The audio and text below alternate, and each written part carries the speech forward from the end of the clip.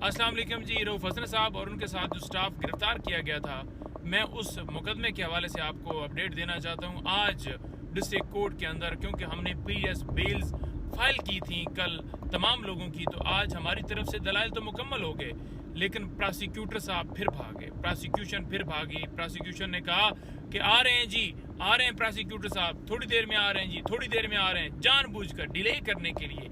ये सिर्फ बहाने हैं और इन बहानों से ये समाज जो है कल तक दोबारा मुलतवी कर देगी। पहले झूठे केस बनाए जाते हैं और फिर सरकार हीले बहानों से ये चाहती है कि किसी सूरत बेल्स जो हैं वो कंफर्म ना हो, उनकी ज़मानतें जो हैं वो मंजूर ना हो। तो ये इस जो सरकार है उसका घनौना चेहरा है। नंबर 2 बात यह है कि रऊफ हसन साहब को एक और मुकदमे में नॉमिनेट कर आज अडयाला जेल से गिरफ्तार किया गया है और अदालत में पेश किया गया है सीटीडी ने। क्या कहते हैं जी? कहते हैं जी कि 3 लाख रुपए वो अहमद वकास जंजू है, जो हमारे इंटरनेशनल मीडिया के कोऑर्डिनेटर हैं, उनका कोई किसी तरह से कोई कसूर नहीं है, उसे दहशतगर्द बना रहे हैं, कलदम तंजीमों के साथ उसका ताल्लुक है, तो इन्होंने 3 लाख रुपया उसे दिया है। देखें किस तरह मज़ाक़खेज़ बात है, किस तरह मज़ाक़खेज़ मुकदमात हैं। अदालत को बताया कि आपको पता है कि झूठे मुकदमात हैं, आपने ज्यादती की है, 2 दिन का आपने रिमांड क्यों दिया है, 2 दिन रिमांड के ऊपर, फिजिकल रिमांड के ऊपर उनके हवाले कर दिया है। अब वो तफ्तीश करेंगे, अजीब व गरीब सवालात करेंगे जिनका कोई हकीकत से ताल्लुक नहीं है, सिर्फ मेंटली टॉर्चर करने के लिए कि ये तमाम लोग जो गिरफ्तार किए गए हैं, रऊफ हसन साहब समेत तमाम स्टाफ, ये पीछे हट जाएं, ये अपने मौक़िफ़ से पीछे। कोई अगर वहाँ पर मुलाजमत करता है, कोई अगर वहाँ पर जॉब कर रहा है, तो वो जॉब करना उसका कसूर बन गया है। वो जॉब क्यों करता है, ये उसका कसूर है कि वो पीटीआई के ऑफिस में जॉब कर रहा है। क्या अगर कोई वो खाना बनाने वाला है, चाय बनाने वाला है, लेकिन ये नहीं देख रहे कि क्या जो है वो कानूनी बनता है, क्या नहीं बनता। ये बस कार्रवाइयाँ जारी की, क्योंकि इनका ताल्लुक जो है वो ये नहीं है कि मुल्क के अंदर मईशत ठीक हो या महंगाई कंट्रोल हो।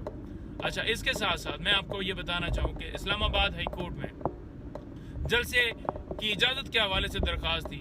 हीले बहाने अभी तक सरकार जो है वो बिल्कुल मुकम्मल तौर पर भागी है कि हम इन्हें जलसा जो है किसी सूरत जो है वो करने की इजाज़त नहीं दे सकते। किस चीज़ का खौफ है?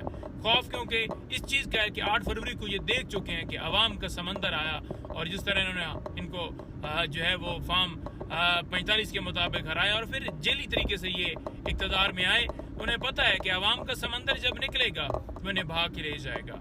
और थर्ड बात, इलेक्शन जो कमीशन के हवाले से मैं बताना चाहूँ कि इलेक्शन कमीशन ने एक नोटिफिकेशन किया था जिसमें तारक महमूद जंगीरी साहब के ऊपर कहा गया था कि इनको जो है वो चेंज किया जाता है। यानी आप देख सकते हैं कि किस तरह इलेक्शन कमीशन पार्टी बना हुई। जो वो नोटिफिकेशन किया गया था ट्राइब्यूनल की चेंजिंग के हवाले से, उसको इस्लामाबाद हाई कोर्ट में चैलेंज किया गया था।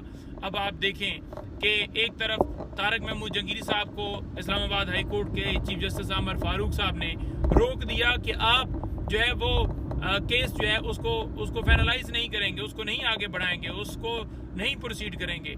और दूसरी तरफ ये कहा कि 22 के बाद डे टू डे मैं हेयरिंग करूंगा, लेकिन ना डे टू डे हेयरिंग हो सकी और ना ही उसके ऊपर फैसला हो सका।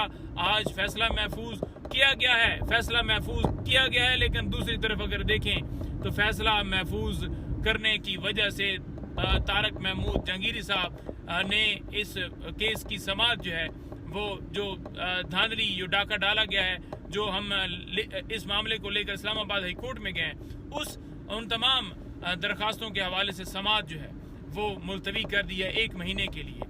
1 महीने के लिए इसी वजह से मुलतवी हुई है क्योंकि तारक जंगीरी साहब छुट्टी पर हैं और आमर फारूक साहब ने डिले जो किया, डिले करने की वजह ये थी कि आगे छुट्टियां आ जाएं और आज आकर फैसला महफूज किया कि 1 महीना और मामला लंबा हो जाए। 180 दिन का टाइम है, इलेक्शन पटिशन डिसाइड करनी होती हैं, लेकिन ये नहीं चाहते कि 180 दिन के अंदर हो। ये चाहते हैं कि 5 साल तक इन हल्कों को टच ना किया जाए और जो इसके अंदर इन्वॉल्व हो रहे हैं, जो इसके सहूलतकार बने हैं, कौम कभी भी नहीं भूलेगी, कौम कभी माफ़ नहीं करेगी इनको कि किन्होंने इस मुल्क में जमहूरियत के ऊपर हमला किया है। तो ये आज की तफसीलात हैं।